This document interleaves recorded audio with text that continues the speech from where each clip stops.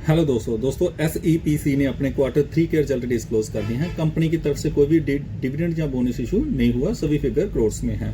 चलो देखते हैं सबसे पहले रेवेन्यू क्या निकल कर आता है, जो कि पिछले क्वार्टर में था 237 करोड़, पिछले साल था 133 करोड़, अब बढ़कर हुआ है 340 करोड़।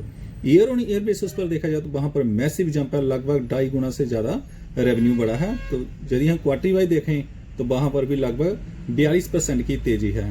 तो revenue year on year quarter on quarter basis दोनों में बढ़ा है। फिर चेक कर लेते हैं कंपनी के खर्चे क्या निकल कर आते हैं, जो कि पिछले क्वार्टर में था 240 करोड़, पिछले साल था 140 करोड़, अब हुआ है 325 करोड़। तो कंपनी के जैसे रेवेन्यू बढ़ा है तो लगभग उतना ही एक्सपेंस भी बढ़ा है कंपनी का। फिर चेक कर लेते हैं नेट प्रॉफिट क्या निकल कर आता है, जो कि पिछले क्वार्टर में था 8 करोड़, पिछले साल था 4 करोड़, अब हुआ है 15 crore. Year on year basis पर देखा जाए तो लगभग 4 गुना प्रॉफिट बढ़ा है।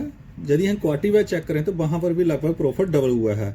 लेकिन जहां पर एक टेक्निकल पॉइंट है, जो पिछले साल का प्रॉफिट था 4 करोड़ का, इस बार कंपनी को 13.5 करोड़ का लॉस हुआ था एक्सपेशनल थ्रू के, तो उसकी वजह से प्रॉफिट 4 करोड़ था। लेकिन यदि हम वो ऐड करते हैं तो प्रॉफिट लगभग 17 से 18 करोड़ होता, तो जो कि इस क्वार्टर में कंपनी को सिर्फ 1 करोड़ का लॉस हुआ है। यदि हम दूसरी तरफ ऑपरेटिंग प्रॉफिट देख लेते हैं तो पिछले क्वार्टर में था 107 करोड़, पिछले साल था 194 करोड़, अब हुआ है 184 करोड़। तो ईयर ऑन ईयर बेसिस पर जो ऑपरेटिंग प्रॉफिट है वो गिरा हुआ है, क्वार्टरली वाइज अप है। तो ओवरऑल देखा जाए तो रिजल्ट काफी शानदार हैं।